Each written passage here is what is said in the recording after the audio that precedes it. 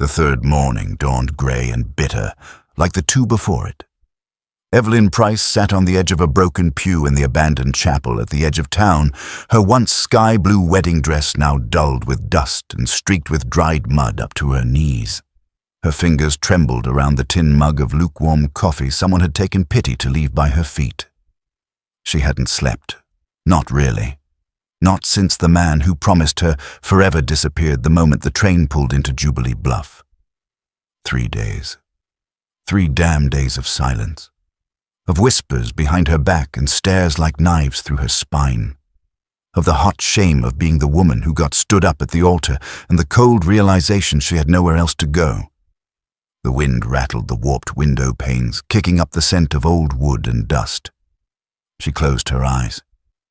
If she just sat still enough, breathed quiet enough, maybe she'd vanish completely. Boot steps crunched outside. Small ones. Then the heavy creak of the chapel door. Evelyn opened her eyes. A little girl stood in the doorway, silhouetted by the overcast light. She couldn't have been more than 8, maybe 9. Freckled cheeks. Straw blonde hair in 2 messy braids. A wide-brimmed hat too big for her face. Mud-crusted boots. She stared with the wary courage of someone used to fending for herself. "You're the lady in the blue dress," the girl said plainly. Evelyn blinked. I suppose I am."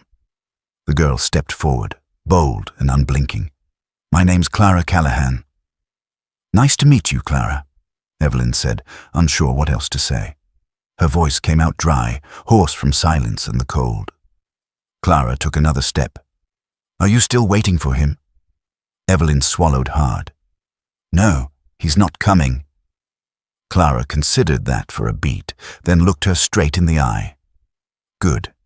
He's dumb." A startled laugh escaped Evelyn's lips before she could stop it. Clara didn't smile. She reached into her worn satchel and pulled out a biscuit wrapped in a napkin.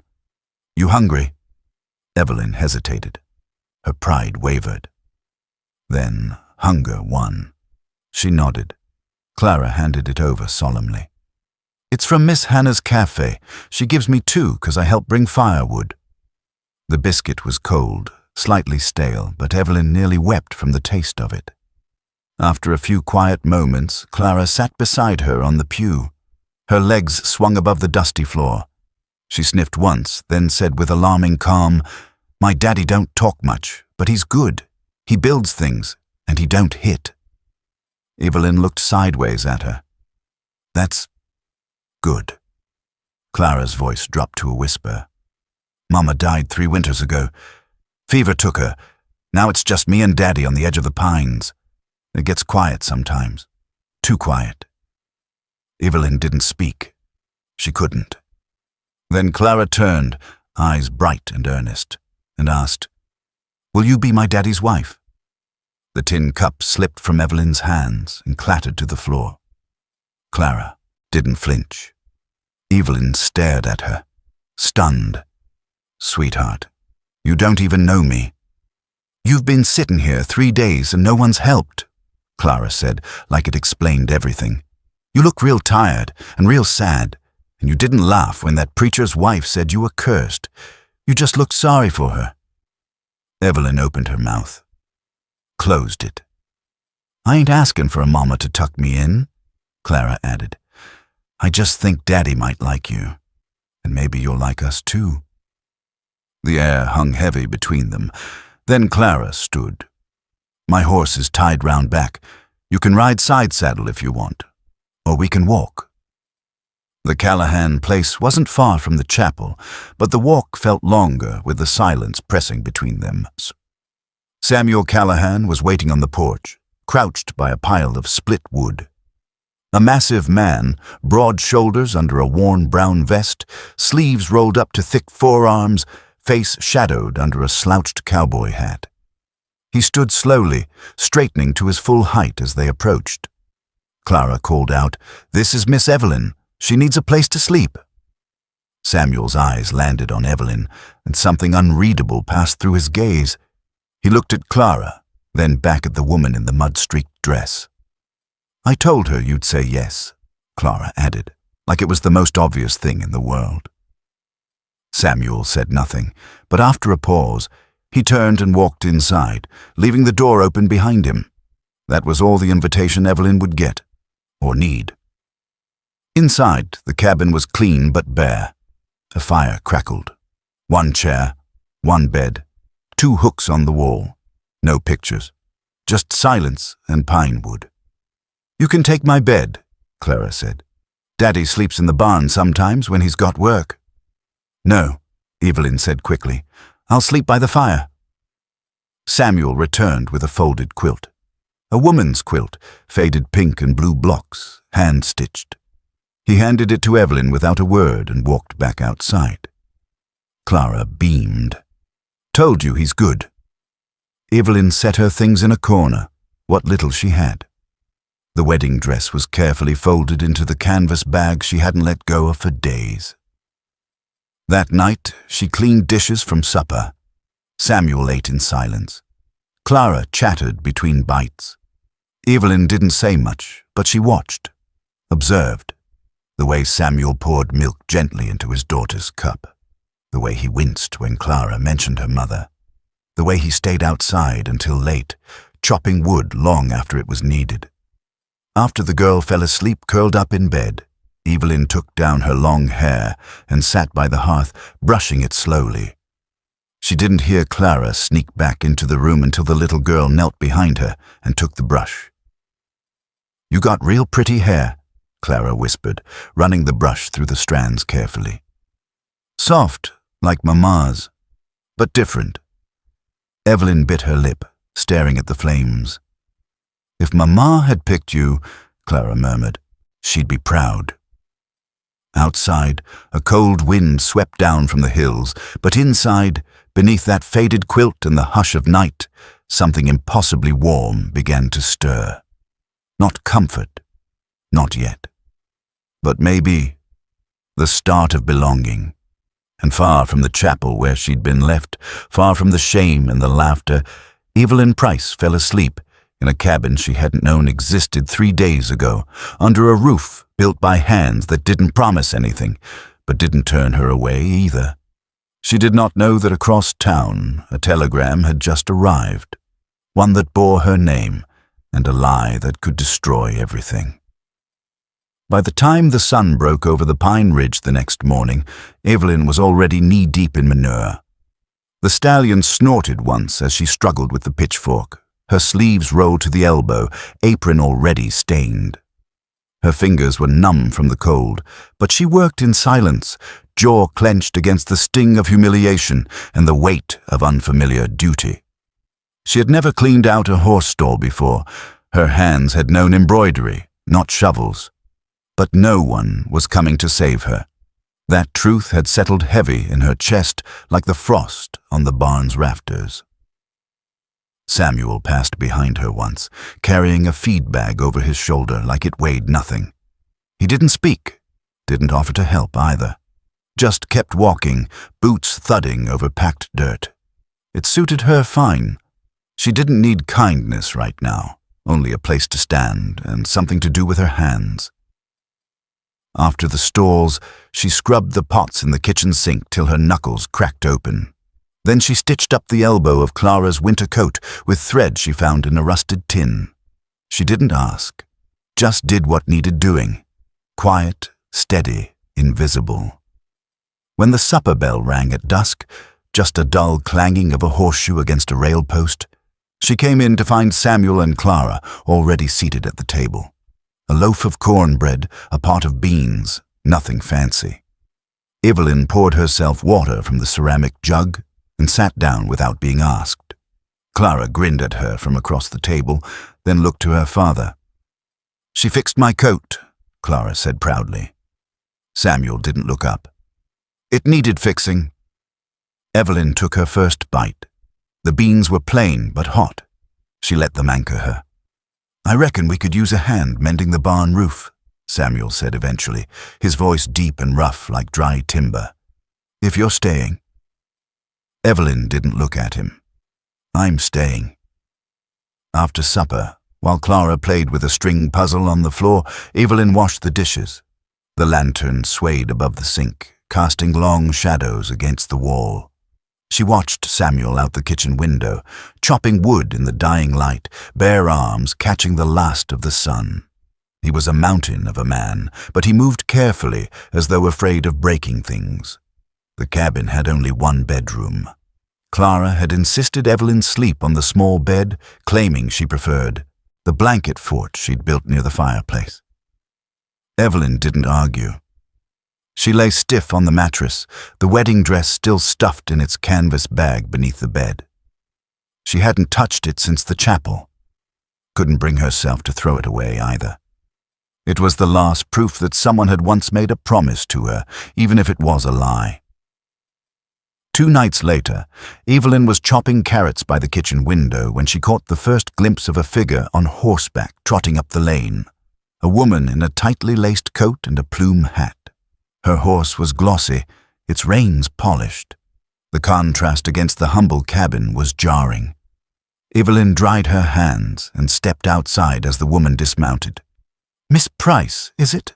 the woman asked, her voice clipped and proper. "I'm Mrs. Wilkins. I lead the Ladies' Temperance Circle in Jubilee Bluff." Evelyn nodded slowly. "We've heard there's a situation out here," the woman continued, glancing at the cabin like it smelled of scandal. "A single man living with a woman of uncertain status. And a child, of course." "I'm helping with the housework," Evelyn said calmly. "That's all." Mrs. Wilkins gave a tight smile. "Of course. I only came to inform you that we have a boarding house in town for women in need. It's cleaner, more appropriate. You could even help with sewing or teaching." Evelyn stiffened. "Thank you, but I already have work." Mrs. Wilkins adjusted her gloves. "We'll be praying for your situation." She rode off before Evelyn could reply. Dust rose behind her like a veil. That night, Evelyn found Clara drawing in the dirt outside the barn, sketching horses and stars with a stick. She sat beside her quietly. "Are we going to have to leave?" Clara asked without looking up. "No," Evelyn said firmly. "Not unless your father asks me to." Clara nodded. "He won't. He likes you." Evelyn smiled despite herself. "He doesn't talk much." "He talks with his eyes," Clara said. "You just got to look close." Inside, while putting away laundry, Evelyn noticed something she hadn't seen before. A quilt, delicate, hand-stitched, hung neatly folded on a shelf in Samuel's room. She reached out, fingers brushing over the faded patterns. Small blue forget-me-nots, yellow wheat stalks, and tiny embroidered stars. She froze. The motif. She'd seen that exact design once before. In the old church, in a framed photograph yellowed by time, a wedding portrait. A younger Samuel in a vest and tie holding a dark-haired woman with kind eyes. She wore that quilt like a shawl across her shoulders.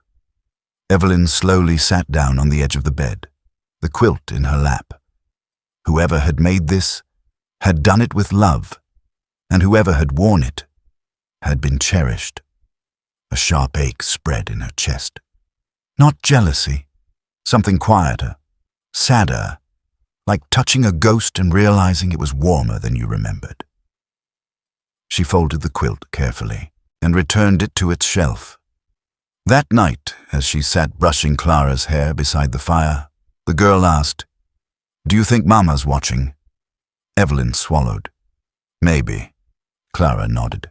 "Then I hope she sees you." Outside, the wind picked up again. It carried with it the scent of pine and the warning of coming snow. Inside, Evelyn felt the eyes of the past watching her from every corner. She wasn't sure if they were judging or waiting. But somewhere, deep in the quiet, she sensed it.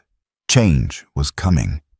And far across the ridge, a man Evelyn never meant to see again was handing a telegram to a stagecoach driver, along with a cold smirk and a cruel lie. "She's hiding out at Callahan's place," he said. "Reckon someone ought to remind her what she owes." It always came back to that one night. The lamp in her room at the Jubilee Bluff boarding house had flickered with every gust of wind from the cracked window.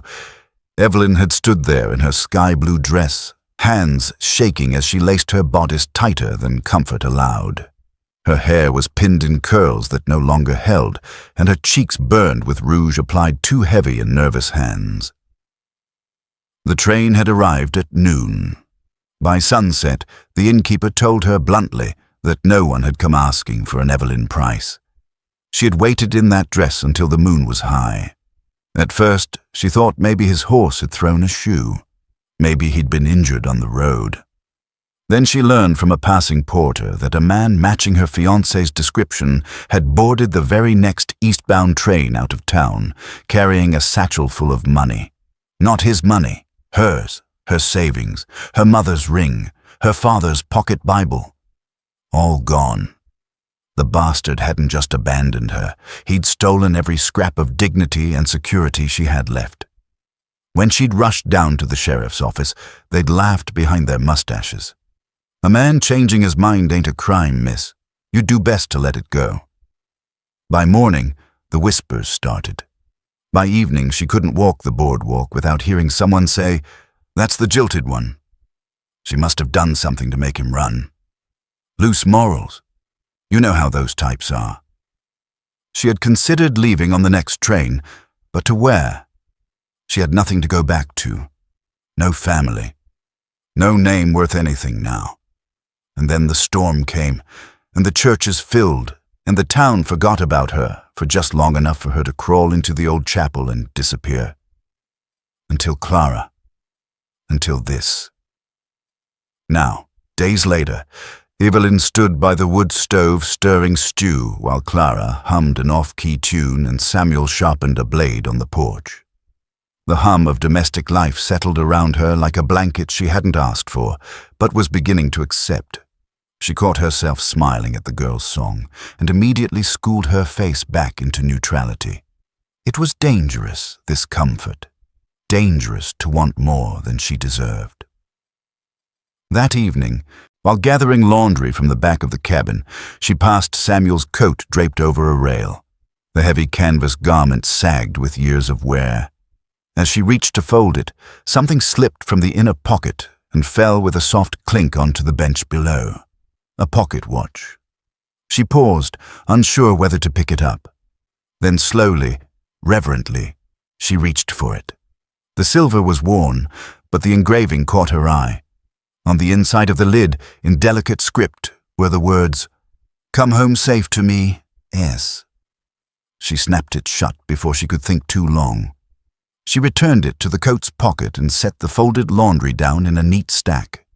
She didn't mention it at supper, didn't mention it the next morning either, but the knowledge of it sat in her chest like a stone in a riverbed.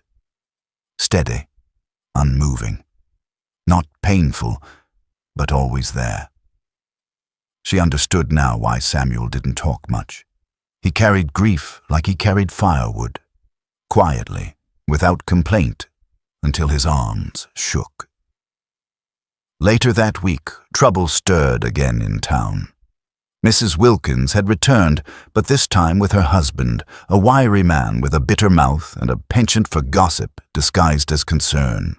They spoke in loud tones near the general store about what sort of example was being set for the children, about unchaperoned women of questionable background, about the law and its obligations to protect public morality. It didn't take long for the rumors to reach the courthouse. Judge Harlan, half blind and half bored, began asking questions. Back at the cabin, Clara had noticed Evelyn's silence. "You're thinking too loud," the girl said one afternoon as they shelled peas by the porch rail. "I'm fine," Evelyn replied. Clara gave her a skeptical squint.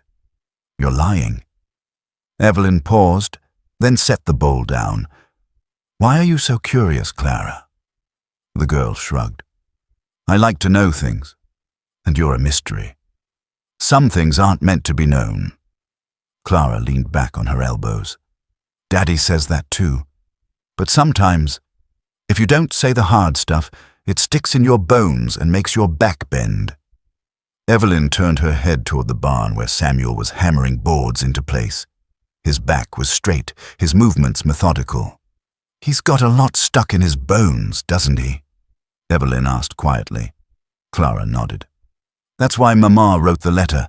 She said someone would need to help him carry it one day." Evelyn looked down at her hands, the scars from dishwater and hard work just starting to show. "Letter?" Clara glanced around, then whispered, "Come with me." The girl led her through the house, up the ladder to the low attic, where dust hung in beams of golden light. From beneath a loose board, Clara pulled out a small wooden box and handed it to Evelyn without ceremony. Inside were 2 ribbons, a dried sprig of lavender, and a folded envelope sealed in wax. Evelyn hesitated, fingers trembling. "Should I be reading this?" "She wrote it for you," Clara said simply. "For the woman who'd come after." The seal broke easily. The letter was short, written in a gentle hand. "To the one who finds herself here, I know you must be strong, or you wouldn't have made it this far. I loved him, deeply, but I knew even then that I wouldn't be the last chapter in his story. He needs someone who won't run when the silence gets heavy, someone who sees the storm in him and still wants to stay. If you're reading this, thank you. Be kind to my daughter. Be patient with my husband, and be gentle with yourself. He won't say it, but he'll love you in his own time. You'll see." Sarah Evelyn blinked hard. She folded the letter slowly, her throat thick. "I miss her sometimes," Clara whispered. "I think I do too," Evelyn answered, barely managing the words, and downstairs the porch creaked as Samuel returned from the barn, pausing just outside the door, unaware of the 2 hearts breaking quietly just above his head. But he wouldn't stay unaware for long. Not once the telegram arrived, not once someone in town decided Evelyn Price's past was worth dragging into the light. The first sign came in the form of a folded notice nailed crooked to the fence post. Evelyn found it while collecting eggs from the coop, the paper flapping in the wind like a warning flag. She pulled it free, fingers smudging the ink as her eyes scanned the message. "Notice of delinquent taxes. Property, Callahan. Homestead amount due, 9327 by order of Magistrate H. Briggs." She stood there for a long minute, clutching the paper as the chickens stirred around her feet. When she looked up, Samuel was watching from the porch. He didn't ask. She didn't tell. Inside the cabin, she tacked the notice beside the fireplace. Let it burn there in everyone's eyes. That afternoon, Clara came home from school quieter than usual. She kicked off her boots, dropped her satchel, and sat cross-legged by the hearth, refusing to meet anyone's gaze. "What happened?" Evelyn asked gently. Clara's shoulders lifted, then fell. "Emily said I was a bastard now." Evelyn's stomach clenched. "Why would she say that?" "She said you're not married to Daddy. Said you're just living here. Like a tramp." Silence fell thick between them. "I told her she was a dumbhead," Clara added, more bravely than convincingly. "But then I cried." Samuel, sitting at the table, stared down at his untouched stew. His jaw ticked once, but he said nothing. Evelyn's hands trembled as she folded Clara into her arms. "You're not a bastard, and neither am I." "I know that," Clara whispered, "but they don't." 2 days later, Evelyn walked into the schoolhouse with her spine straight and chin high. She wore the only respectable dress she had left, hair tied neatly at the nape of her neck. Miss Edna Caldwell, the head teacher, greeted her with a smile so tight it could have snapped. "I'd like to apply for the substitute position," Evelyn said evenly. Miss Burke mentioned there was an opening for a few weeks. Miss Caldwell blinked once, then her lips thinned. "I'm afraid that spot's been filled." "Already?" A mother from town offered to help. "Safer that way." "Safer?" Evelyn repeated.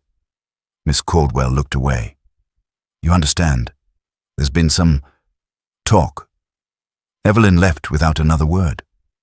Back on the main street, townsfolk parted as she walked past, some offering thin smiles, others pretending not to see her at all.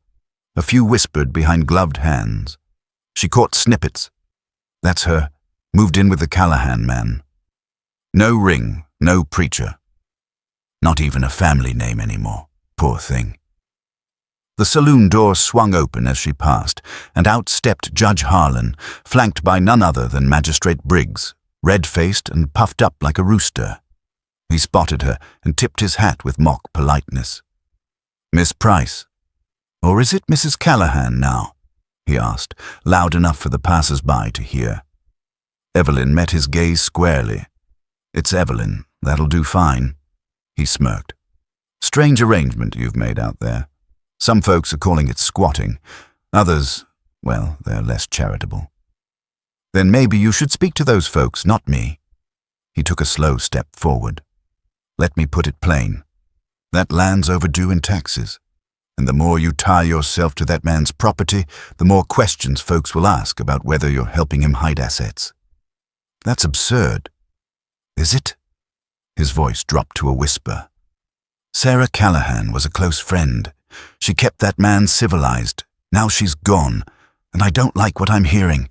I have authority to investigate moral violations, Miss Price. Don't make me use it."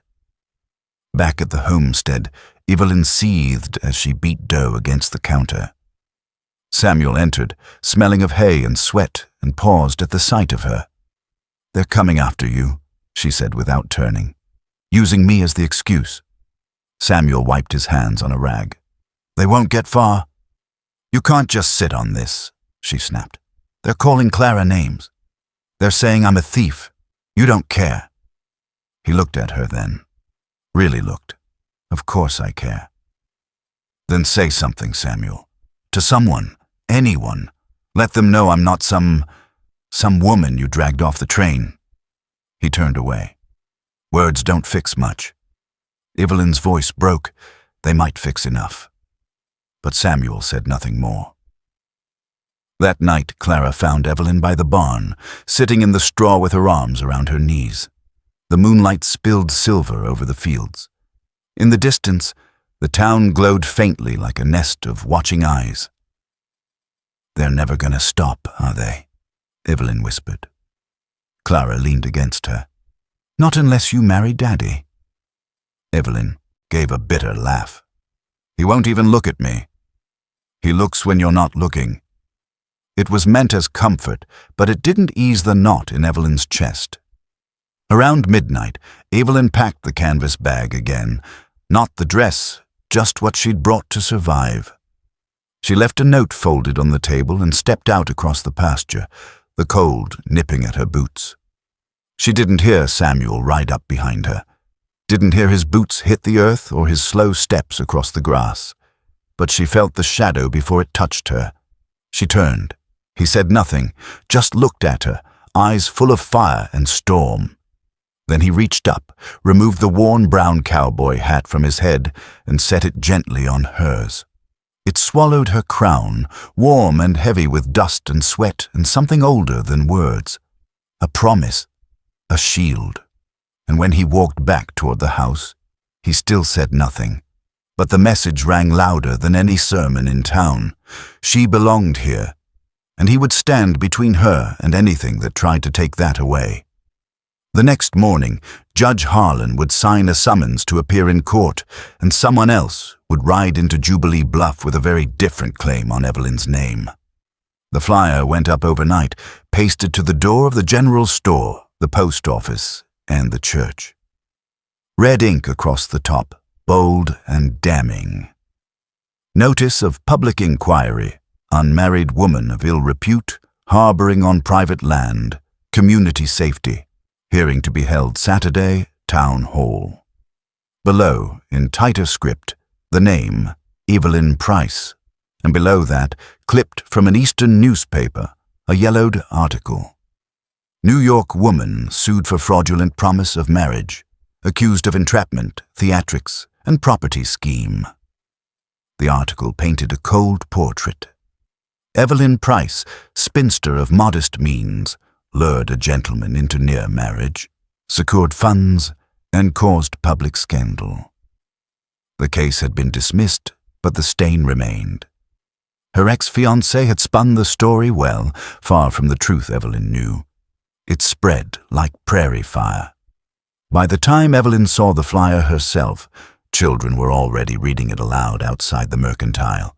Some men nodded knowingly. A few women turned their backs as she passed. In the town square, Mrs. Wilkins gathered her circle in prayer, loudly thanking the Lord for exposing wolves in sheep's clothing. When Evelyn returned to the homestead that afternoon, she was pale, shoulders squared but eyes glassy. Samuel stood by the fence mending a post. She didn't say anything, just handed him the flyer. He read it in silence. She waited for judgment, for rejection. He set the paper down on the fence rail, looked up and asked simply, "Is it true?" "No," she said. "Not the way they say." "Tell me how it was." She nodded, swallowed, and said, "I met him through an ad. I was lonely, desperate for a fresh start. He spoke kind words, sent letters with promises. When I came to meet him, he vanished, took my money, said I'd conned him, pressed charges to save face." Samuel's jaw worked slowly. Then he reached for his canteen, drank, and nodded once. All right. I figure I know a liar when I meet one, and you ain't one." That night, the house was quieter than usual. Clara didn't sing. She sat at the hearth, comb in hand, tugging through a tangle in her braid with growing frustration. Evelyn sat beside her and gently took the comb. "I'll do it," she said softly. Clara leaned into her side without a word. When Samuel came inside, he paused in the doorway. Evelyn was working through Clara's knot with slow fingers, whispering to distract her. "She's the first one to brush my hair without making me cry," Clara told him, matter of fact. He didn't speak, just nodded, quietly, and lit the lantern. The next morning, the hearing began. The town hall was packed tight, men in dusty coats, women with pressed bonnets, even children peeking through windows. Judge Harlan sat at the front, his robes moth-eaten but authority unshaken. Mrs. Wilkins sat near the front, chin high. Beside her, Magistrate Briggs leaned back smugly in his chair. Evelyn stood alone at first. Questions came hard. "Are you a wanted woman, Miss Price?" "No." "Were you involved in a case of fraud back east?" "I was accused. I was never convicted." "Do you deny attempting to take control of the Callahan property through cohabitation?" "I'm here because Clara asked me to stay. I never claimed ownership of anything." Gasps, murmurs. Then, from the back of the room, came the heavy thud of boots. Samuel stepped forward, hat in hand, eyes fixed on the judge. He looked once to Evelyn, then back to the crowd. "My wife, Sarah, died 4 years ago of fever. Before that, she pulled me out of a trench in Virginia with one arm shot and half my mind gone. She brought me home, stitched me up, gave me a reason to get out of bed." His voice didn't shake. "I never thought I could love again, didn't want to. Thought if I stayed quiet long enough, the ache would rot away on its own." He glanced at Clara. "But my daughter needed more than silence, and Evelyn, she showed up, not asking for a thing." The room was stone still. "She works harder than most men I know. She never once tried to claim this land. She's taken what scraps this town tossed at her and never flinched. You want to talk about character? Judge her by how my daughter sleeps easier now than she has in years." Briggs stood, red in the face. "This doesn't change the law, Callahan." Samuel stepped forward, voice sharp. "Then let me make it clear. She has a right to be here, if not as my guest, then as my wife." Evelyn turned to him, her lips parted, breath stolen. He reached out, slowly, deliberately, and took her hand. Gasps rippled, whispers swirled, but Samuel didn't let go. Judge Harlan banged his gavel once. "Well, that clarifies jurisdiction. Outside, The winter wind stirred dry leaves across the steps. Clara waited by the horse rail, smiling wide as the two stepped out together. Evelyn clutched Samuel's hand tighter than before, not because she needed protection now, but because, for the first time in a long time, someone had stood beside her and meant it. Far from the courthouse, in a dark booth of the saloon, a man folded up the flyer and downed the last of his whiskey. "She's his now," he muttered. "We'll see about that." They didn't send formal invitations. There weren't any. Word spread the old-fashioned way, quiet greetings at the Mercantile, a nod at church, Clara whispering to her classmates after school. There was no preacher's announcement, no dance hall booked, no cake with sugar roses. But by mid-morning, a few friends began to show. It was Clara's idea to hold the ceremony in the north pasture, the one with tall ryegrass and the lone cottonwood that had somehow survived every drought and fire the land had known. "It's where Mama used to sit and read," she said, tugging on Evelyn's sleeve. And so, that's where they stood. Just the three of them, barefoot in the grass, the sky wide and gold above, and a handful of neighbors gathered near in their Sunday best. Miss Edna brought a Bible. Reverend Merton, half-retired and full of stubborn kindness, agreed to speak the words, despite the mutters he'd gotten from the church board. "Love," he began, voice rough with age and wind, "isn't a clean thing. It's not always sweet or perfect. Sometimes it comes battered. Sometimes it looks like second chances. But when two people decide to carry each other, that's sacred." Samuel wore his only black vest. His brown cowboy hat sat atop Evelyn's head again, by her choice. She wore her blue dress, mended carefully at the seams, and pinned with a wildflower Clara had picked that morning. There was no veil, no aisle, just dirt beneath her feet and the sound of the wind catching in the tall grass. When Reverend Merton asked if there were rings, Samuel hesitated. He reached into his pocket, pulled out a small dented box, and opened it. The silver ring was simple, worn smooth at the edges. It had once belonged to Sarah. Evelyn knew it before he even spoke. "I understand if you don't want it," he murmured. "But she'd want you to have it." Evelyn looked at the ring, then at him. Then, with gentle fingers, she took it from the box. "I'll wear it," she said. "Not because I replace her, but because she's part of you, and I choose all of you." Samuel slid the ring onto her finger, hands trembling just slightly. Clara sniffled loudly, and Evelyn bent to kiss her forehead. "By the power vested in me by the state of Colorado and the mercy of the good Lord," Reverend Merton said with a smile, "I now pronounce you husband and wife."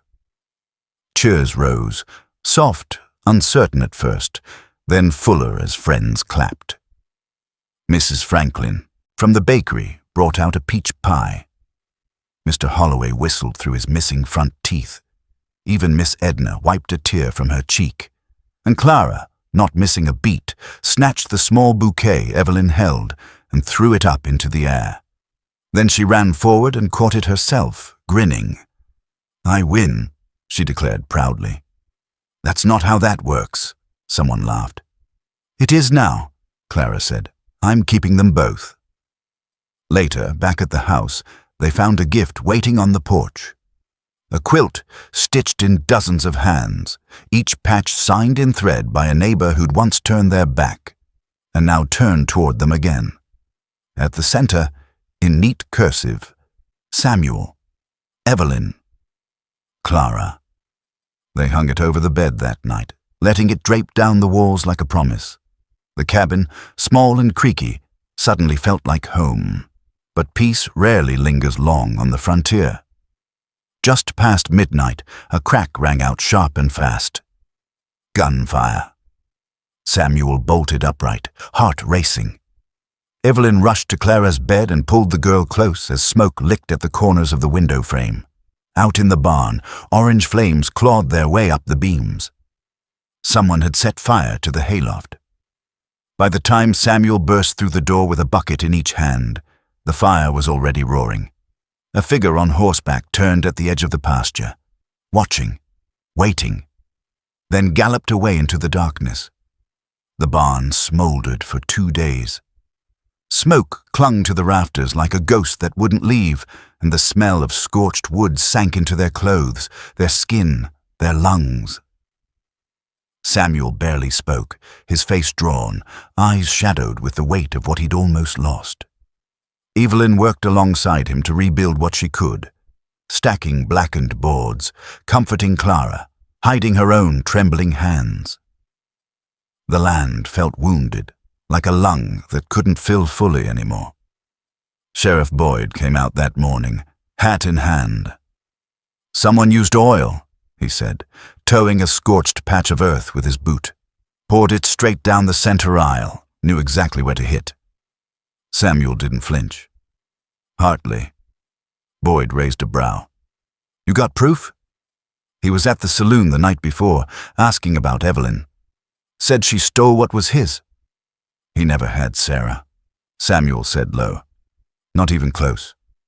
He thinks he did, Boyd replied, and he's been drinking that lie for 4 years. They all knew Hartley, a man with a quick temper and a longer memory, the kind who carried a flask in one pocket and a grudge in the other. He'd courted Sarah before Samuel returned from the war, before she made her choice. Now she was gone, and Hartley had found a new target for his bitterness. That afternoon, the sky turned slate gray. A storm rolled in fast, churning wind through the trees, sending chickens scattering and doors slamming. Evelyn was tending to the new chicks when Clara didn't answer her call. The yard was empty. Her heart dropped. "Clara!" she shouted, running to the porch, then to the pasture. "Clara!" A voice caught in the wind. Faint. Off toward the backwoods. Evelyn bolted through the gate and into the rising rain, skirts dragging mud, branches clawing at her arms.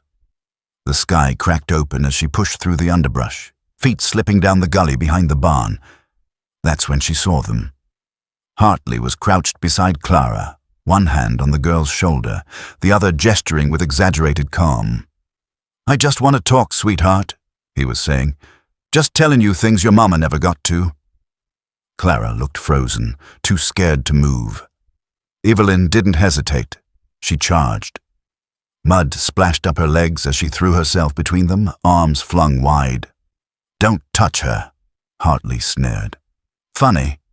That's the same tone Sarah used."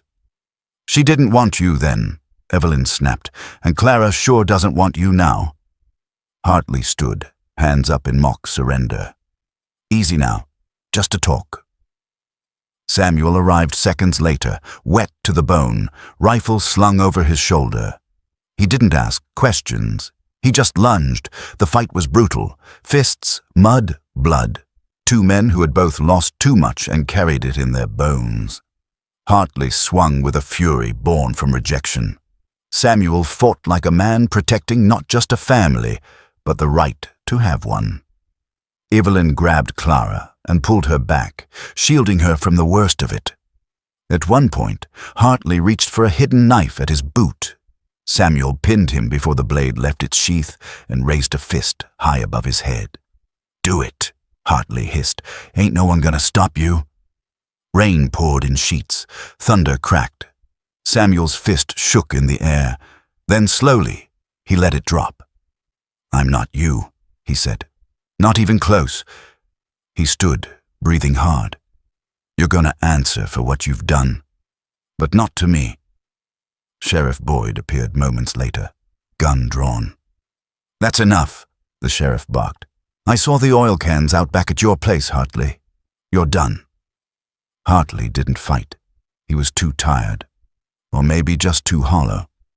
As the sheriff hauled him away, another figure rode up from the west, a federal agent in a long coat, hat soaked through. "Name's Carter," he said, stepping off the horse. "Got a wire from Denver. Judge Harlan's being questioned. Briggs, too. Looks like someone's been hiding court records and property documents. Favors in exchange for silence." Samuel gave Evelyn a glance. "I reckon we know whose records they buried." That night, Clara's fever hit hard. She'd barely spoken since the woods, her small body burning up under quilts and damp cloths. Evelyn sat beside her, dabbing her forehead, whispering old songs. One tune in particular came back, a lullaby her mother used to hum when the world felt too heavy. Clara stirred, eyelids fluttering. Evelyn sang through the lump in her throat. "Sleep now, darling. Skies are clear, Mama's arms will keep you near. Though the rain may fall and roar, you are safe forevermore." The storm rolled on outside, but the warmth of the melody held steady inside the cabin. As dawn crept in and Clara's fever finally broke, Evelyn leaned back, exhausted but unbroken. In the silence, Samuel brought her a cup of tea, his hands rough but careful. "She's strong," he said quietly. "She's ours," Evelyn whispered back. Outside, smoke still curled from the ruins of the barn, but inside, 3 hearts burned stronger than ever, and someone, far from Jubilee Bluff, signed a final order with a trembling hand that would change everything, again. The first swing of the hammer echoed like redemption. It came from Tom Holloway, who showed up unannounced one morning with a bucket of nails, a sack of biscuits from his wife, and a sheepish look in his eyes. "Reckon I owe y'all," he muttered. "Should have known better than to listen to Hartley's poison." Samuel said nothing, just passed him a fresh plank and nodded once. By midday, others joined in. Young Eli Carter hauled lumber with his brothers. Edna from the bakery brought peach preserves and linens. Even Mrs. Wilkins, prim in her gloves and apron, showed up with a tin of lye soap and a freshly sewn curtain. No one apologized aloud, but they stayed. The barn went up beam by beam, with voices calling out measurements and hammer strikes sinking like music. The well was deepened, the porch roof fixed, the kitchen chimney cleaned and mended. Children ran barefoot across the yard as if danger had never touched it. Something deeper than repairs was taking shape. Clara stood near the fence line one morning, watching Evelyn paint over the porch door frame, bright blue against whitewashed wood. "Do we get a new name now?" she asked. Evelyn paused mid-brush. "What kind of name?" "Well," Clara said, hands on her hips, "we're not just Callahan anymore. We're not just Price either. We're all 3 of us now." Samuel, listening nearby, looked over with quiet amusement. "You got something in mind?" Clara grinned. "Price Callahan. That way Mama's part stays, and Evelyn too." Samuel crouched beside her. "That what you want?" She nodded fiercely.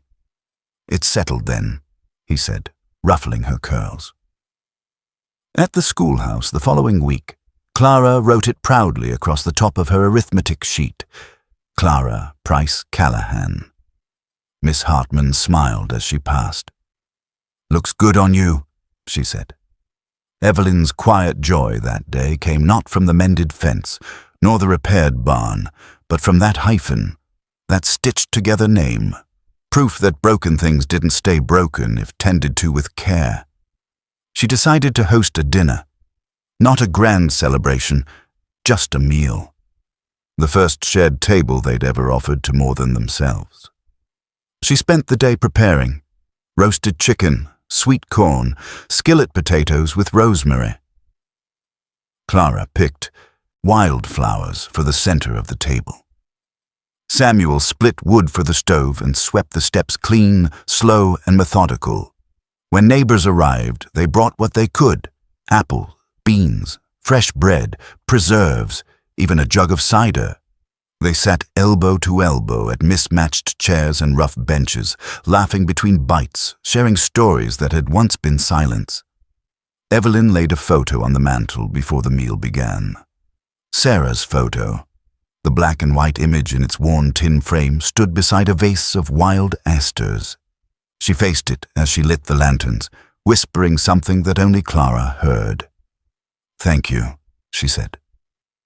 After the guests had gone and the fire was banked low, Samuel reached into his vest pocket and drew out the silver pocket watch.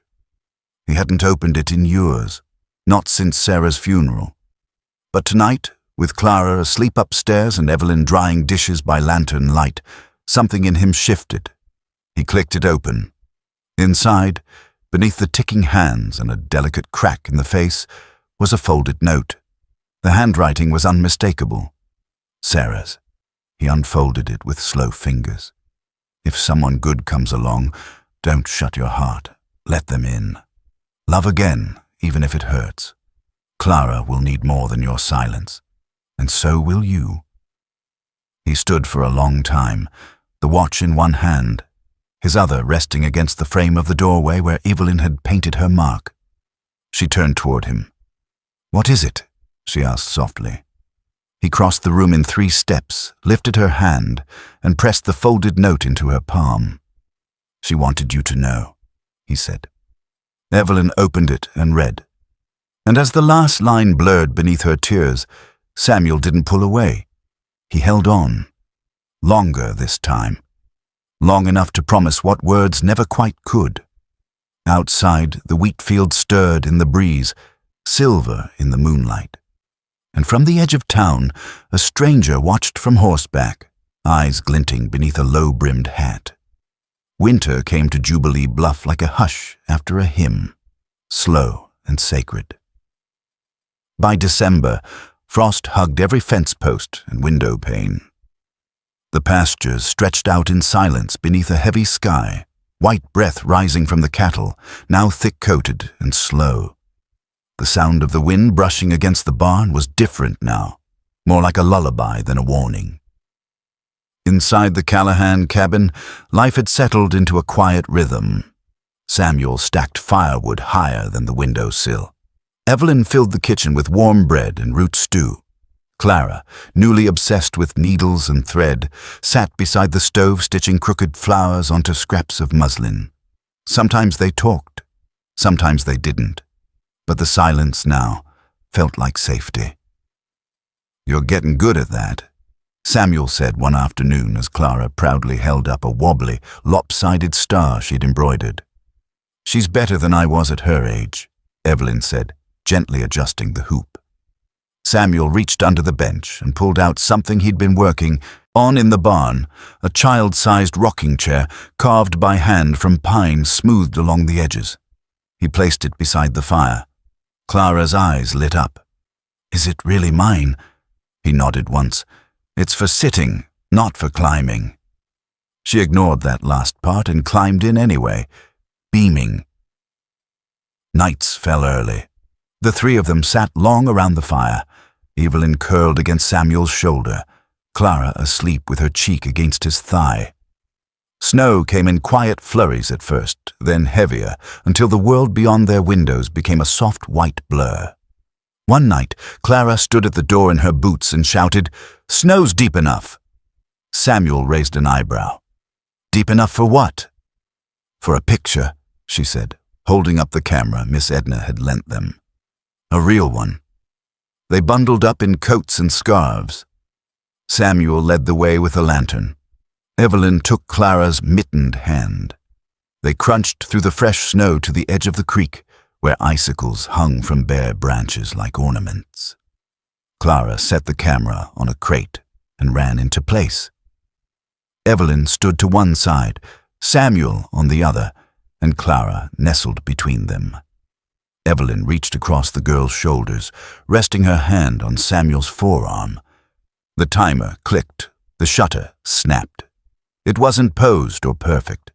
Just 3 figures in falling snow, framed by darkness and lit by the glow of a single lantern. It was the first family photo any of them had ever taken.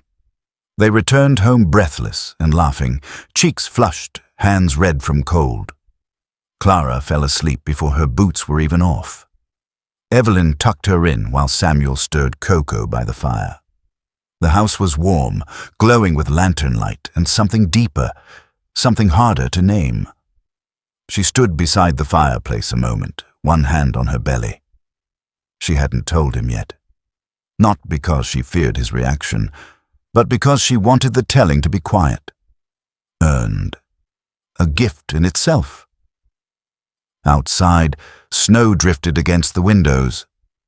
Inside, Samuel reached for the silver pocket watch and opened it slowly, as he did most nights now. Sometimes he just listened to its ticking. Sometimes he reread Sarah's letter. Tonight he found something new, a folded scrap of linen carefully tucked behind the note. On it, a small red heart stitched with thread. He turned it over, brows furrowed. A second heart, this one smaller, inside the first. He looked toward Evelyn. She didn't say a word, just smiled, soft and sure. Samuel didn't speak either, but when he rose and crossed the floor, wrapping her in his arms, Evelyn knew he understood.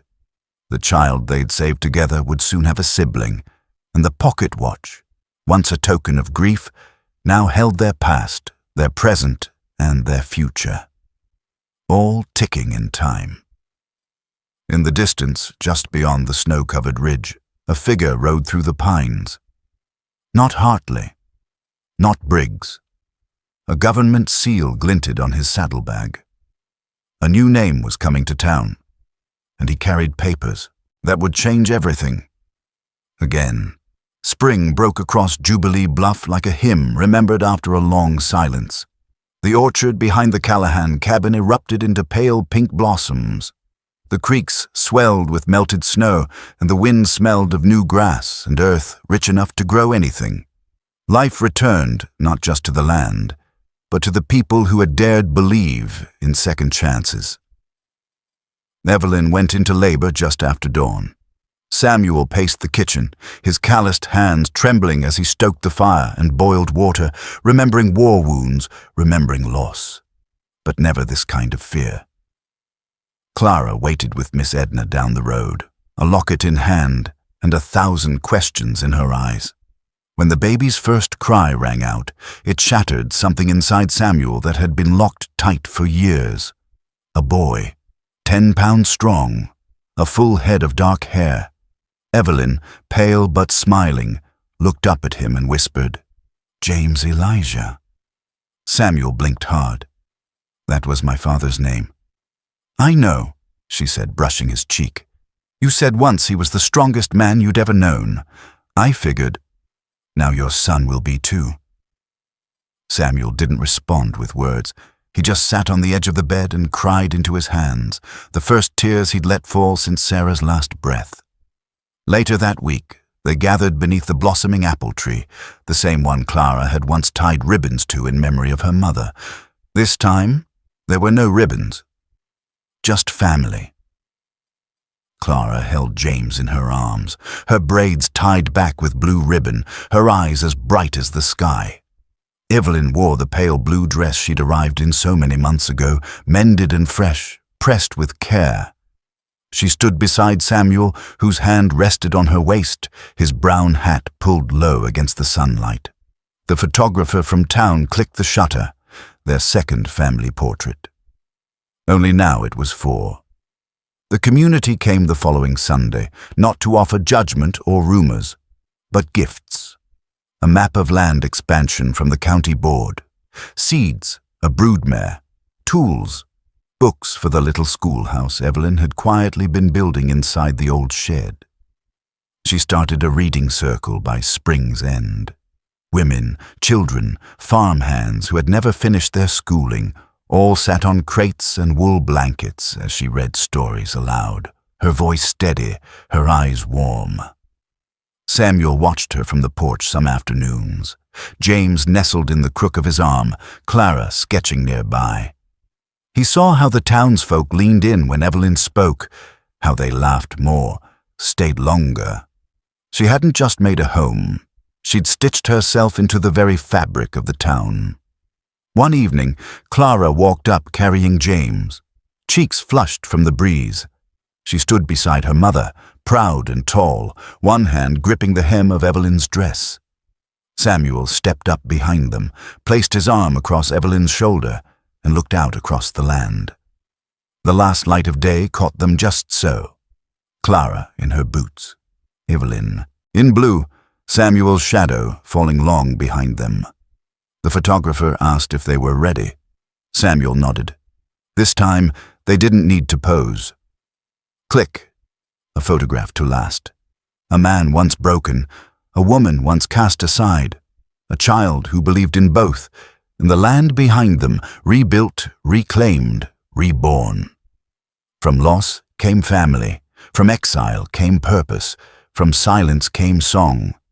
And somewhere in the dusk beyond Jubilee Bluff, where the ridgeline caught fire with the setting sun, the next chapter waited. Because out west, the story never truly ends. It only folds into the next saddlebag, the next firelit night, the next name whispered in prayer. If this story touched you, don't ride off just yet. Subscribe to Western Legacy for more tales of grit, grace, and the kind of love that builds homes and hearts from the dust. The wind's still moving, and the frontier always calls again.